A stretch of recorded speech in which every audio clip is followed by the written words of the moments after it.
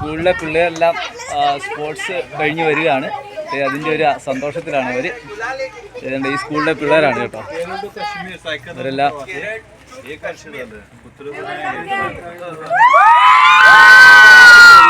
അടിപൊളി. ഇത് തന്നെ സാറാണ് കേട്ടോ.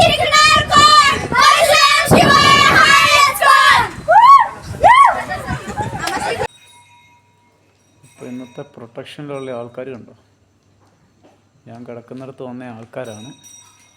ഈ നാട്ടിലെ മൊത്തം പശുക്കൾ ഇവിടെയുണ്ട്. അതുകൊണ്ട് അവിടെ എല്ലാം ഉണ്ട് കേട്ടോ. മൊത്തം ആൾക്കാരും ഉണ്ട്. നല്ല കോടമഞ്ഞാണ്. ഇപ്പോൾ സമയം വെളുപ്പിനെ 2 മണി സമയമാണ്. എല്ലാവരും ഇവിടെ വന്ന് സ്റ്റാൻഡ് കയ്യേറിയിരിക്കുകയാണ്. ഞാനിവിടെയാണ് കിടന്നുറങ്ങുന്നത്. അപ്പോൾ എല്ലാവരും കൂടെ വന്നപ്പം നമ്മളെ പൊക്കി എഴുന്നേൽപ്പിച്ച്. അതുകൊണ്ട് ഇപ്പോൾ ഇന്നത്തെ ഉറക്കം പോയി. ഇവിടെ ഒരു 4 പട്ടികളുണ്ട്. അതുകൂടാതെ 10-30 പശുക്കളുണ്ട്. തൊഴുത്തല്ല കേട്ടോ, ഗഗൻബാവയുടെ സ്റ്റാൻഡ് കയ്യേറിയ ഇവിടുത്തെ പശുക്കളാണ്. അപ്പോൾ ഞാനിവിടെ കിടന്നുറങ്ങുമായിരുന്നു. കുഞ്ഞ് ഇതേണ്ട സൈക്കിളൊക്കെ എത്താണ്ട് ഇവിടെ ഇരിക്കുന്നു. അപ്പോൾ ശരി, ഇന്നത്തെ ഉറക്കം കാലി അടിച്ചു പോയി, കാലികൾ കൊണ്ടുപോയി.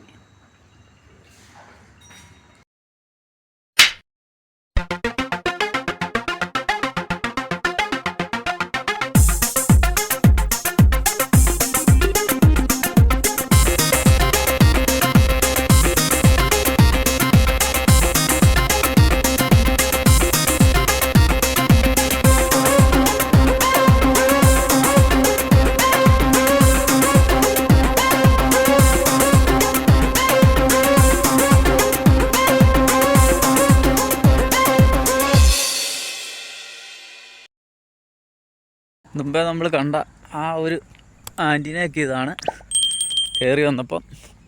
അപ്പോൾ ആ ക്ലിഫിലിരിക്കുന്ന ആ വീട്, ആ ഒരു ബിൽഡിംഗ് ഉണ്ടല്ലോ, ക്ലിഫിലിരിക്കുന്ന ബിൽഡിങ് ഇതേണ്ട അത് ആ കാണുന്നതാണ്, അതിൻ്റെ പുറകിൽ കാണുന്നതാണ്. അപ്പോൾ ഇപ്പോൾ ഇവിടെ കറണ്ടില്ല, അതുകൊണ്ടാണ് ജനറേറ്ററൊക്കെ വർക്ക് ചെയ്യുന്നത്. ഇതിവിടുത്തെ ഗ്രാമമാണ്. ഇതാണ് ഗ്രാമം. തേണ്ടതുണ്ട്, അവിടെയാണ് അമ്പലം ഉള്ളത്. അപ്പോൾ ഈ മലയുടെ മുകൾ ഭാഗവും ഈ ഗ്രാമവും ഒക്കെ കാണാമല്ലോ എന്ന് ഓർത്ത് ഞാൻ വന്നതാണ്. ഇവിടെ ധാരാളം ചൂണ്ടപ്പനയുണ്ട് കേട്ടോ. ചൂണ്ടപ്പനകൾ ധാരാളം നിൽക്കുന്ന ഒരു ഏരിയയാണ്. സൂര്യപ്രകാശം ഇപ്പോൾ എൻ്റെ ബാക്ക് സൈഡിലായതുകൊണ്ടാണ് കാണാനുള്ളൊരു ബുദ്ധിമുട്ട്. അങ്ങകലെ നമുക്ക് ആ ഡാമിൻ്റെ ഭാഗമൊക്കെ കാണാൻ പറ്റും. അപ്പോൾ ഞാൻ പതിയെ അമ്പലത്തിൻ്റെ ഭാഗത്തേക്ക് നടക്കുകയാണ്. കുറച്ചുകൂടെ ദൂരം. ഈ ആൻറ്റീനയാണ് നമ്മൾ അവിടെ നിന്ന് കാണുന്നത്. നമ്മൾ താഴെ നിന്ന് കയറി വരുമ്പോഴേ നമുക്ക് കവറേജ് കിട്ടുന്ന ആൻറ്റീന. ഇവിടെ മൺവീടൊക്കെ ഉണ്ട് കേട്ടോ ഇതിൻ്റെ അകത്ത്.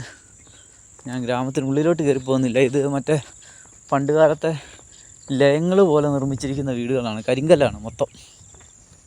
നമ്മുടെ നാട്ടിലൊക്കെ ലയങ്ങളില്ലേ, ലയങ്ങൾ, പാടി എന്നൊക്കെ പറയുന്നത്, അതുപോലെ നിർമ്മിച്ചിരിക്കുന്നതാണ്. അക്ഷയഷ്ടി കൊണ്ട് നിർമ്മിച്ച ബിൽഡിങ്ങുകളും ഉണ്ട്. പക്ഷേ എല്ലാം ഒരു നരച്ച മട്ടാണ്. പെയിൻറ്റിങ് ഒന്നുമില്ല. നമ്മുടെ അവിടുത്തെ പോലെ തന്നെയുള്ള ബിൽഡിങ്ങുകൾ.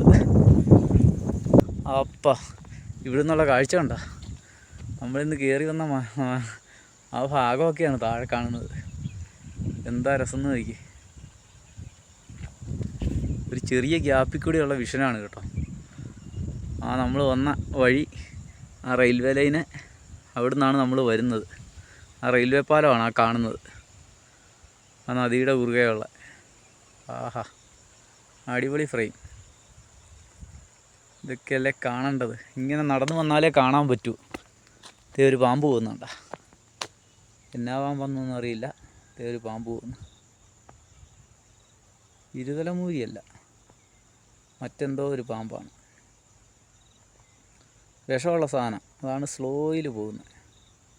കണ്ടോ, കണ്ടിട്ട് വിഷമുള്ള സാധനമാണെന്ന് തോന്നുന്നു. പരന്നിരിക്കുന്നു അതിൻ്റെ തല പരന്നൊരു പാമ്പ് പോകുന്നുണ്ടോ. ഇങ്ങനത്തെ സാധനങ്ങളൊക്കെ വഴിയിൽ ഇഷ്ടം പോലെ ചത്ത് കിടക്കുന്ന കാണാം, വണ്ടി കയറി ചാകുന്ന. രണ്ട് സൈഡും തലയും പരന്നിരിക്കുന്നു, വാലും പരന്നിരിക്കുന്നു. ഞാൻ ആദ്യമായിട്ട് കാണുന്ന ഇങ്ങനത്തെ ഒരു ടൈപ്പ് പാമ്പിനെ. സ്ലോയിലാണ് പോകുന്നത്. അതിൻ്റെ അർത്ഥം വിഷമുണ്ടെന്നാണ്. എന്ത് പാമ്പാണെന്ന് അറിയാവുന്നവർ പറയുക. ആ അമ്പലത്തിൻ്റെ കാര്യമാണ് പറഞ്ഞതെന്നാണ് എനിക്ക് തോന്നുന്നത്.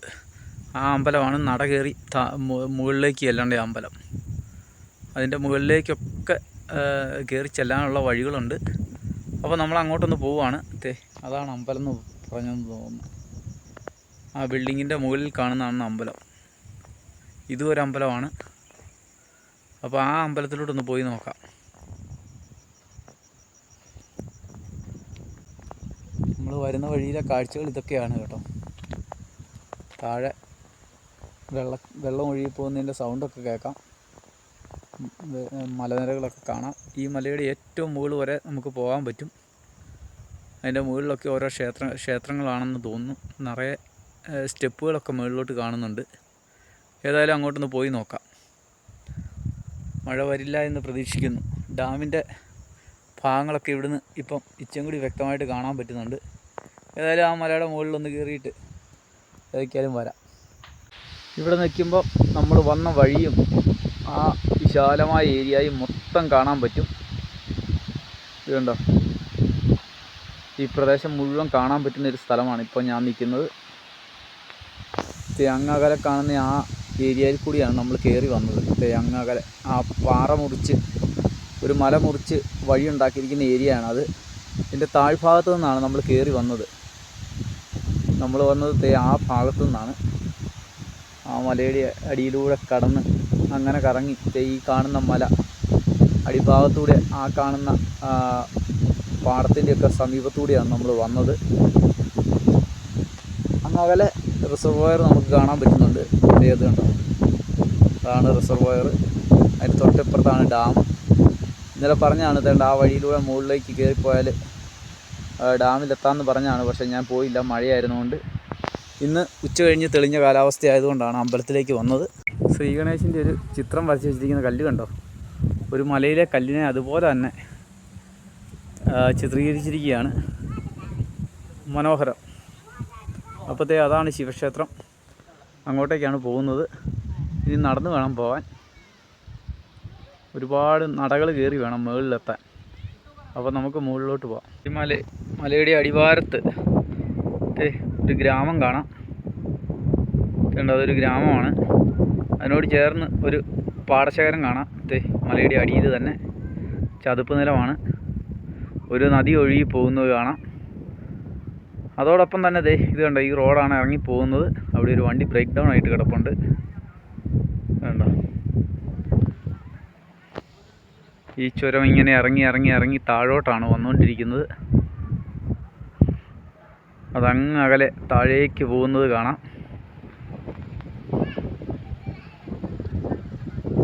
ആ വഴി ഇങ്ങനെ താഴോട്ട് പോവുകയാണ്.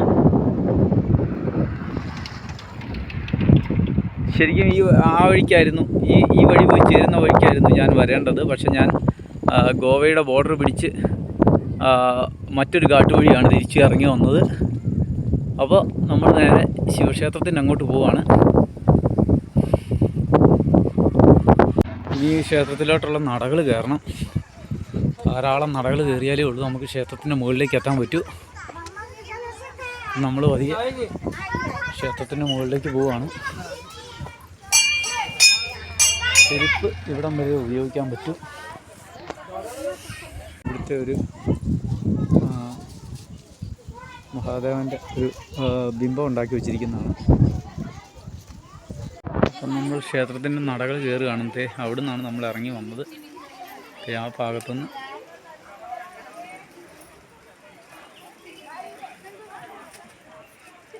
ഇവിടെ ഓരോ ക്ഷേത്രത്തിൻ്റെ ദർശനത്തിന് വന്നതും ഇവിടുത്തെ ഓരോ പരിപാടിക്ക് വന്നതുമായ ആളുകൾ തിരിച്ചു പോകുന്നതാണ്.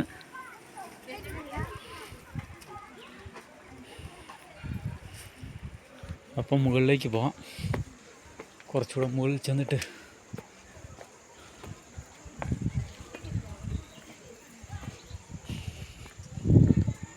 കാറ്റടിക്കുമ്പം വലിയ സൗണ്ടാണ്. നമ്മൾ വീണ്ടും നടകൾ കയറുകയാണ്.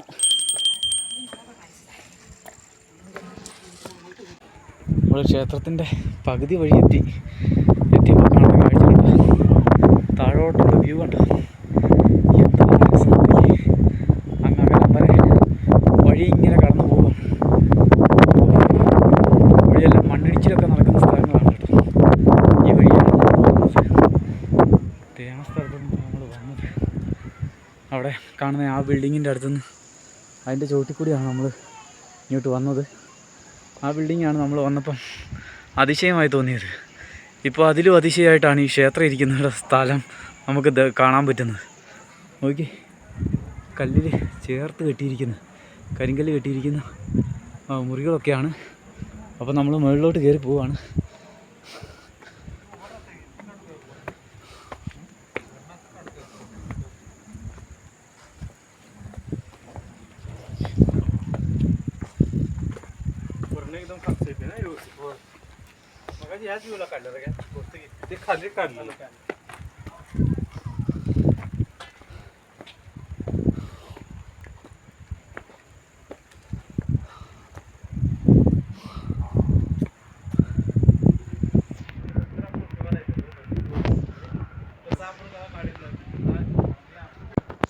ഒന്ന് കണ്ടു, അടിപൊളിയല്ലേ?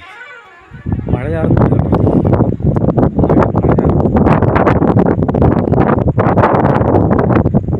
നന്നായിട്ട് കറച്ചു, കാരണം ഒറ്റയടിക്ക് കയറിപ്പോയി വൈകിയത്. അപ്പം നമ്മൾ ക്ഷേത്രത്തിൻ്റെ ഉള്ളിലോട്ട് കയറിക്കോളാൻ ഇവിടുന്ന് അനുവാദം കിട്ടിയിട്ടുണ്ട്. ഇവിടെ നമ്മൾ കയറി വരുമ്പോഴത്തേനും കല്ലിൽ കൊത്തിയ ഗണേശ വിഗ്രഹവും ശ്രീ ഹനുമാൻ്റെ വിഗ്രഹവും ഒക്കെയാണ് കാണുന്നത്. അതിനുശേഷം ഇങ്ങോട്ട് വരുമ്പോൾ നമുക്ക് കാണാൻ പറ്റുന്നത്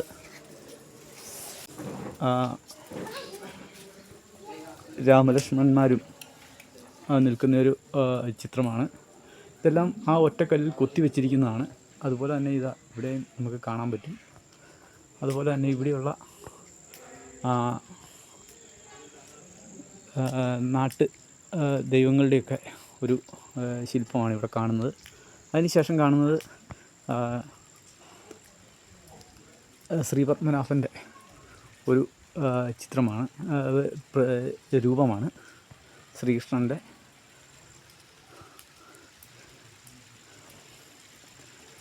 യുദ്ധത്തിൻ്റെ ഒരു തേര് തെളിക്കുന്ന ശ്രീകൃഷ്ണനെയും അർജുനെയും ഒക്കെയാണ് നമ്മൾ കാണുന്നത്. അതുപോലെ തന്നെ തേരാളികളും പോരാളികളുമൊക്കെ ആയിട്ട് നിൽക്കുന്ന ആളുകളെ. അപ്പോൾ നമ്മൾ ക്ഷേത്രത്തിൻ്റെ മുകൾ ഭാഗത്തേക്ക് പോവുകയാണ്. മഴയുണ്ട്, അതാണ് നമുക്ക് ഏറ്റവും വലിയ പ്രശ്നം. കുരങ്ങച്ചൻ എന്നെ തേങ്ങാമുറി വെച്ച് എറിയാൻ നോക്കുന്നു. മേളിക്കൂടെ നടപ്പുണ്ട്, ധാരാളം ആളുകളുണ്ട് കേട്ടോ.